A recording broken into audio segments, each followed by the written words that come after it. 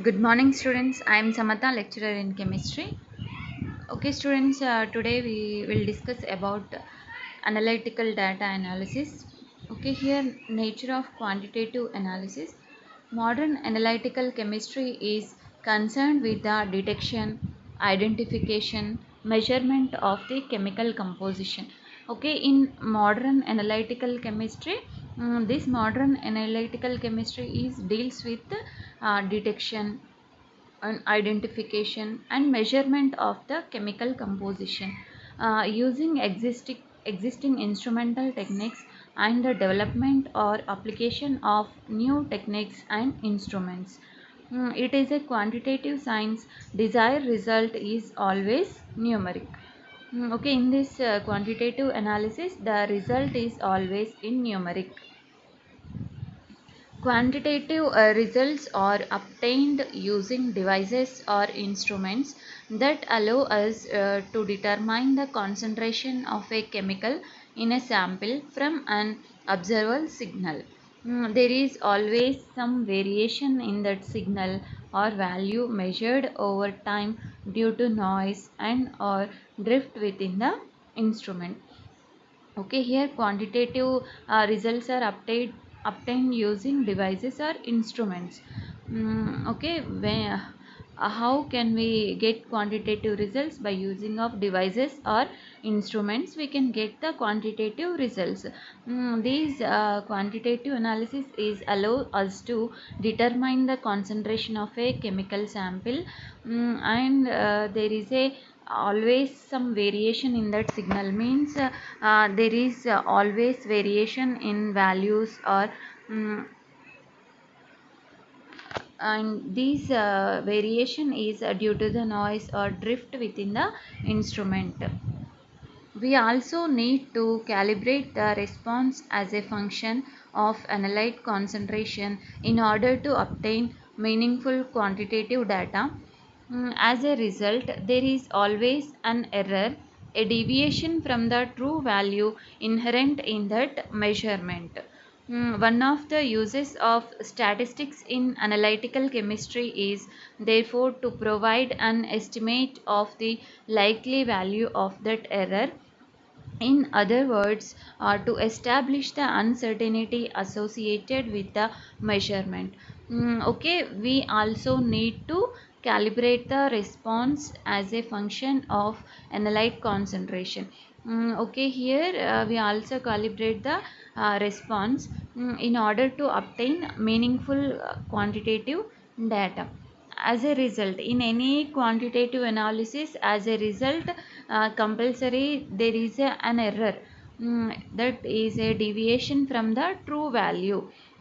Okay, not to get a exact value, there is some errors occurs, that is a deviation from the true value inherent in that measurement. One of the uses of statistics in analytical chemistry is to provide an estimate of the likely value of that error.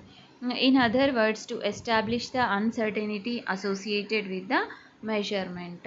When using an analytical method, we make three separate evaluations of experimental error. Okay, when we are using analytical method, we make it three separate evaluation methods. Okay, in experimental methods, there is a three evaluation methods are there. First one is before beginning an analysis, we evaluate potential sources of errors to ensure that they will not adversely affect our results. Okay, before beginning the analytical data, we evaluate the potential source of errors. Mm, so will not adversely affect our results. During the analysis, we monitor our measurements to ensure that errors remain acceptable. Okay, when we are doing the analysis process, we should monitor our measurements. At the end of the analysis, we evaluate the quality of the measurements and results. Okay, at the end of the analysis process, we should evaluate the quality of the measurements and results, comparing them to our original design criteria. Okay, that we should comparing them to our original design criteria. Okay, let us discuss about error. What is error? How the error will occurs in our analytical experiment. Any measurement made with a measuring device is approximate. Okay, any measurement is made with a measuring device is approximate. If you measure the same object two different times, the two measurements may not be exactly the same. Okay, what is the point here?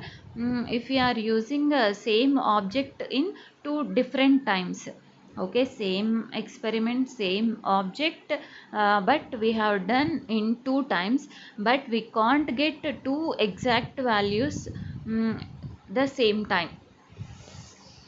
Okay, when we are using two measurements uh, by using of same object, but the two values are not exactly the same, some variation is there. That difference is called as the error. Okay, the difference between two measurements is called a variation in the measurements. Another word for this variation or uncertainty in measurement is error. Okay, error means what? For example, we are doing one titration process. For example, we have done acid base titrations. Okay, same experiment, same chemical concentration, but we have done in two times. But two times we get different values. For example, first time we get the purate value of 10.5, and second time we get 10.7, like that. Okay, two experiments, in two experiments we will not get the exact same value. The variation of two measurements is called as error. This error is not the same as mistake.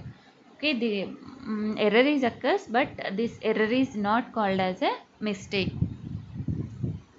It does not mean that you got the wrong answer. The error is measurement is a mathematical way to show the uncertainty in measurement. Okay, it does not mean that you got the wrong answer. That is also right answer, but some variation is there due to the any device problem or any chemical concentration problem. We get the different values, but that is not a mistake or wrong answer.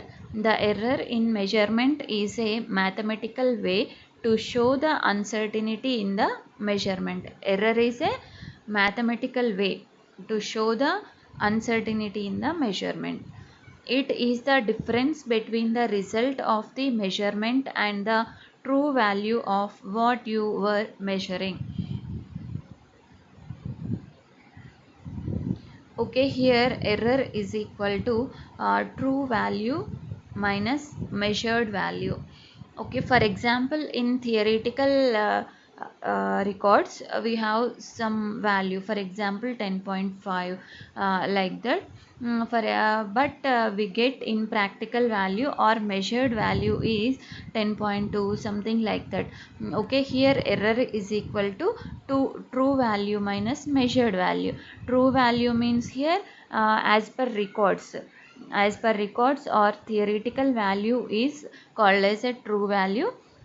Measured value means what we can get by experimental method, that is called as measured value. The difference between the true value and measured value is called as error. Okay, error is equal to true value minus measured value. Absolute and relative errors. Error in measurement may be represented by the actual amount of error or by a ratio comparing the error to the size of the measurement, that is called as relative error. Relative error means error in measurement may be represented by the actual amount of error or by a ratio comparing the error to the size of the measurement, that is called as relative error. The absolute error of the measurement shows how large the error actually is. While the relative error of the measurement shows how large the error is in relation to the correct value, that is called as relative value. Absolute error means the measurement shows the how large the error actually is, means how much of error is occurs, that is called as absolute error. Relative error means it shows how large the error is in relation to the correct value, that is called as relative error. Absolute errors do not always give an indication of how important the error may be. If you are measuring a football field and the absolute error is 1 centimeter, the error is virtually irrelevant. Irrelevant. But if you are measuring a small machine part less than 3 centimeter, an absolute error of 1 centimeter is very significant. While both situations show an absolute error of 1 centimeter, the relevance of the error is very different. For this reason, it is more useful to express error as a relative error. Okay, for example, here we measuring the football field. In that process, the absolute error is 1 centimeter. Okay, but if you are measuring a small machine part that is less than 3 centimeter, an absolute error of 1 centimeter is very significant. So in this process, it is more useful to express error as a relative error. Okay, next is types of errors. Depending on the origin of errors, they can be classified into, okay, depending on the origin of errors. Depending on the origin of errors, errors are classified into three types. Okay, errors are classified into three types. One is gross errors, two is systematic or determinate errors, and third is random or indeterminate errors. Okay, based on origin of the errors, errors are classified into three types: gross errors, systematic or determinate errors. Third one is the random or indeterminate errors. Okay, first we want to discuss about gross errors. This category of errors includes all the human mistakes while reading, recording, and the readings. Okay, uh, gross errors mainly occurs by the human mistakes. Okay, what are the human mistakes here? Reading, recording mainly. Okay, when we are reading, there is a chance to make a mistake. When we record the values in that time also, there is a chance to make any mistake. Gross errors mainly includes the human mistakes. Mistakes in calculating the errors also comes under gross errors. Okay, another thing is what mistakes in calculating the errors also comes under. In that calculation process also there is a chance to make some mistakes. These all are comes under gross errors. Reasons for gross errors: incompetency of the observer. Okay, first reason for gross error is what? Incompetency of the observer. Okay, here observer may not be knowing all the technical details of the measurement. Okay, that is called as incompetency of the observer. Okay, here observer means what?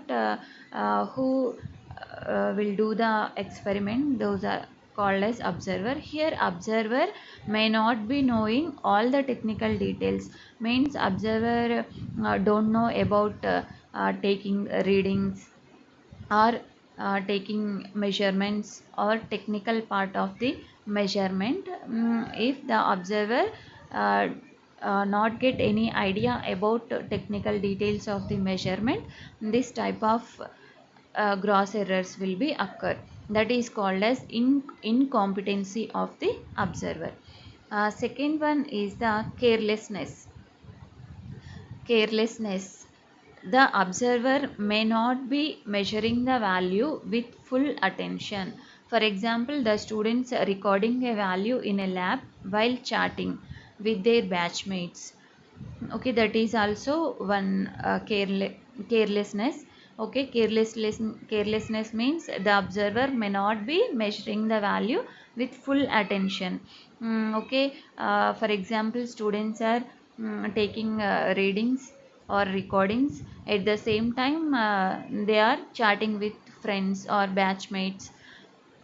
Also in that time they can't record the exact values, so there is a chance to done some gross errors. This point is comes under carelessness. And spilling of solutions, this is also carelessness. And contaminations, and arithmetic errors. Okay, arithmetic errors means in calculation part. Contaminations means any chemicals or excessive add or sufficient chemicals or not to add. These are all are comes under carelessness. Next, third is the transposition. Data transposition occurs to all many times. Checking and rechecking before recording can avoid this error. Okay, this data transposition occurs to all many times. This mainly occurs in checking and rechecking before recording. Can avoid these errors. Okay, here transposition means mainly we have to check the recording again and again. Example, recording 1.1125 as 1.1215, like that. For example, value is 1.1125, but suddenly we see it that observed like this 1.1215, like that. That is the observant, that is the problem of observer. So before recording the value we have to check 2-3 times. Okay, that is a transposition. How to reduce gross errors? We are discussed about gross errors and the reasons for gross errors. Next is the how to reduce gross errors. Proper care should be taken in reading, recording the data. Okay, mainly first thing is proper care. Okay, we should maintain proper care when we are reading and recording the data. And also calculation of error should be done accurately. Okay, and also the same thing, what calculation of error also should be done accurately. These are the things to reduce the gross errors. And by increasing the number of experiments we can reduce the gross errors. Okay, same experiment we have to done number of times. When we are doing the same experiment number of times, we can get the accurate value. By increasing the number of experiments we can reduce the gross errors. If each experiment takes different reading at different points, then by taking average of more readings we can reduce the gross errors. Okay, when we are doing the same experiment at many times we can get the different values. By using of the different values we can get the average value. Okay, that average reading we can reduce the gross error.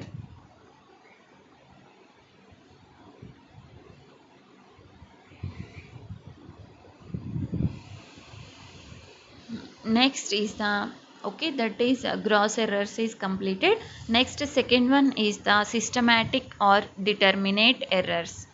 Okay, systematic or determinate errors. The constant error that occurs no matter how many times the measurement is done and averages are taken. This determinate error or systematic error is a constant error that occurs no matter how many times the measurement is done and averages are taken. This error has a definite value and sign. Systematic errors cause a bias in measurements. Bias is a positive or negative deviation of all the measured values from the true value. Okay, here systematic error has a definite value and a sign, that is plus or minus. Systematic errors cause a bias in measurements. This is a positive or negative deviation of all the measured values from the true value. Okay, this is the diagram that is showing systematic or determinate error. Okay, here this middle line, green line is the true value, and this pink is the positive line, and this is the negative bias. Okay, if we get the more value from true value or greater value than true value, that is called as a positive bias. We can get, for example, we get low value compared to true value, that is called as a negative bias. Here, causes of systematic errors. Causes of systematic errors, mainly three causes. One is instrument error, second is method error, and third is personal error. Okay, mainly determinate errors or systematic errors caused by instrument errors, method errors, and personal errors. First is the instrument errors. Failure to calibrate means when we are operating the instrument, there is a chance to make a mistake, so that is a failure to calibrate. And degradation of parts in the instrument, and parts also, if there is a degradation of parts, there is a chance to make a mistake or error. Power fluctuations, is there any power fluctuations is there, there is a chance to make mistake. Variation in temperature, variation in temperature also comes under instrument error. Can be corrected by calibration or proper instrumentation maintenance. Okay, if proper instrument maintenance is not there, there is a chance to make mistakes. Okay, these all are comes under instrument errors. Okay, for systematic or determinate errors, the first cause is instrument errors at the calibration time, or any degradation of parts, or power fluctuations, variation in temperature, or proper instrument maintenance. These all are instrument errors. Next is the method errors. Method errors, it is also one of the cause for systematic or determinate errors. Method errors, the method used is having an inherent problem due to non-ideal physical or chemical behavior, completeness and speed of reaction, mm, interfering side reactions, sampling problems. Okay, these all are comes under method errors. Okay, first is the due to non-ideal physical or chemical behavior. If any chemical or chemical mixture is having non-ideal physical or chemical properties, there is a chance to method error. Next is the completeness and speed of reaction. Mm, interfering any side reactions in the reaction mixture. If the reaction mixture is having any side reactions, there is a chance to make made a method error. And sampling problem also, when we are taking sampling, that is also important thing. At the time of sampling, is there any problem, there is a chance to method error, made a method error. Can be corrected with proper method development. Example, we take concentration of solutions instead of activities in many calculations. End point, equivalence point. Okay, we will correct the proper method development. We take concentration of solutions instead of activities in many calculations.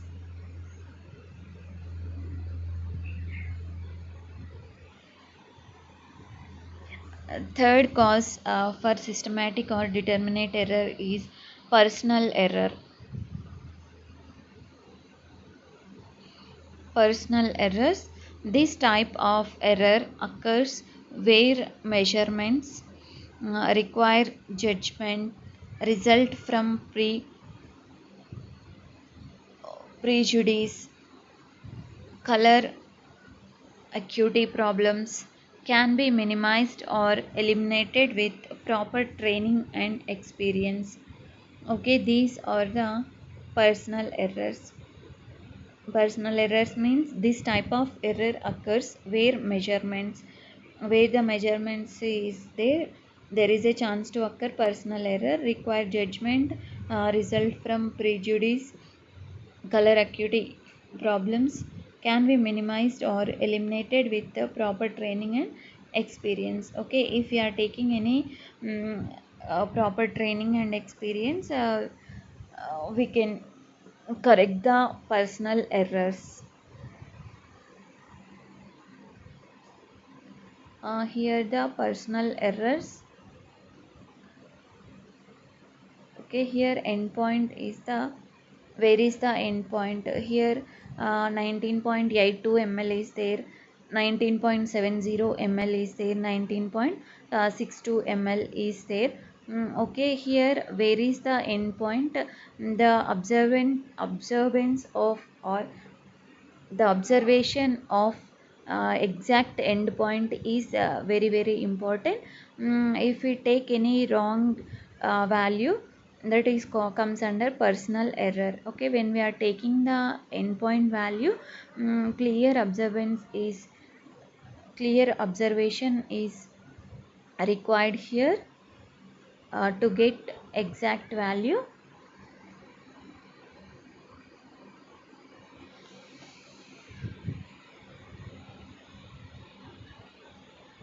Okay students, this is about errors or analytical data. Once again, we will discuss briefly. Okay, here quantitative analysis.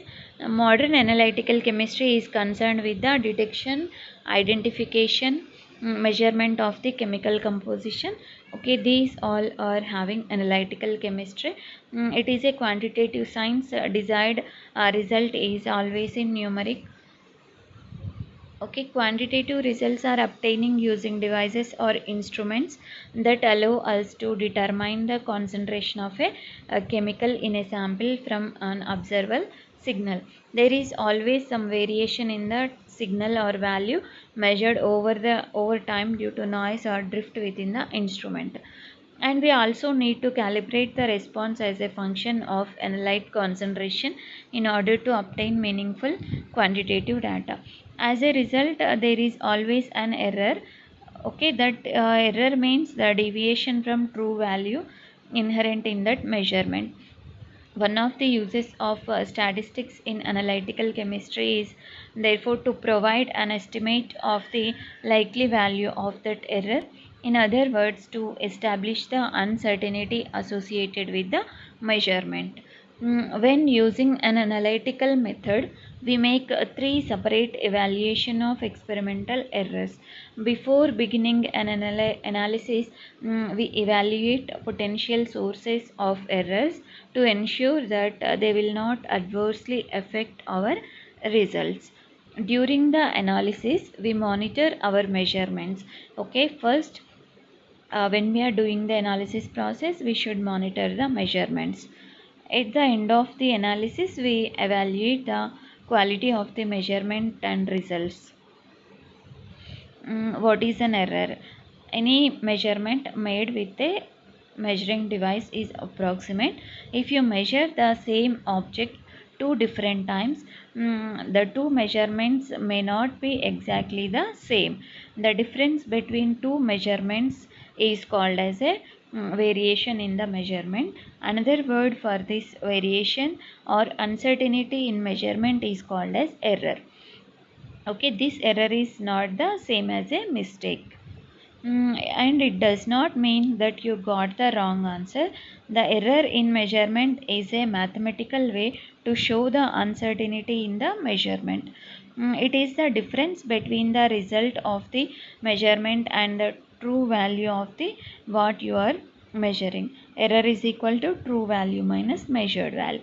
Here true value is the as per theoretical value or as per records. Measured value is the experimental value. Error is equal to true value minus measured value.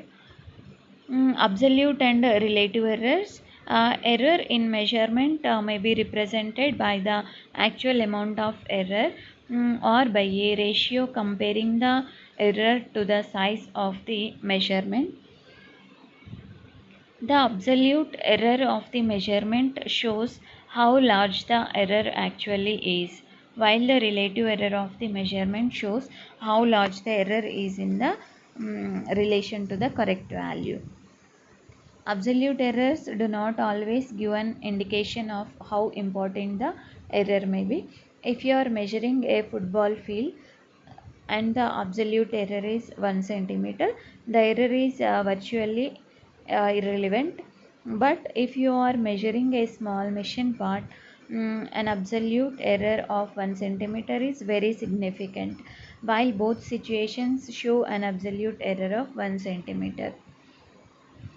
Next is important point is types of errors. Depending of the origin of errors, errors are classified into three types: gross errors, systematic or determinate errors, and third is the random or intermediate errors. First is the gross errors. These gross errors are includes the human mistakes. Human mistakes means reading, recording, and readings. Mistakes in calculating the errors also comes under this. Reasons for gross errors is mainly three reasons: incompetency of the observer, carelessness, and transposition. Incompetency of the observer means observer may not be knowing the all technical details of the measurement or instrument. That is called as incompetency of the observer. Carelessness means the observer may not be measuring the value with full attention. When he taking the value, he chat with the friends or batchmates, etc.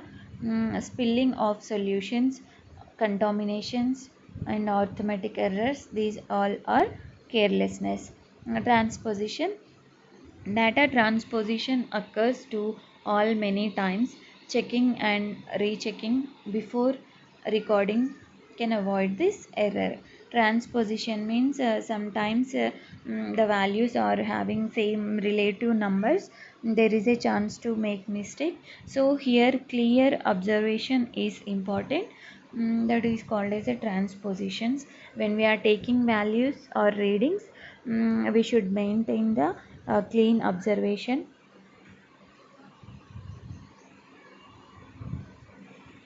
How to reduce gross errors? Proper care should be taken in reading, recording the data. Okay, by clean observation or proper care, we can avoid the gross errors, and also calculation of errors should be done accurately. By increasing the number of experiments, we can reduce the gross errors. If each experiments take different readings at different points, then by taking average of more readings, we can reduce the gross errors. Systematic or determinate errors. The constant error that occurs no matter how many times the measurement is done and averages are taken. This error has a definite value and sign, that is plus or minus or positive or negative sign. Systematic errors cause a bias in measurements. This is the bias. Middle line is the true value. Upper line pink is a positive bias and orange or downside line is a negative bias. Causes of systematic errors: instrument errors, method errors, and personal errors. Instrument errors means a failure to calibrate, and the degradation of parts in the instrument. Power fluctuations, variation in temperature can be corrected by calibration or proper instrumentation maintenance. These are the instrument errors. Method errors means the method used having an inherent problem due to non-ideal physical or chemical behavior, completeness and speed of the reaction, interfering side reactions, sampling problems. Okay, these all are comes under method errors. Can be corrected with proper method development. Okay, these method errors can be corrected by using of proper methods. Personal errors. This type of error occurs where the measurements is there. These also can be minimized or eliminated with proper training and experience. Okay, by proper training or experience, we can eliminate the personal errors also. Here the personal error diagram is there. For example, endpoint. The observation of endpoint is important.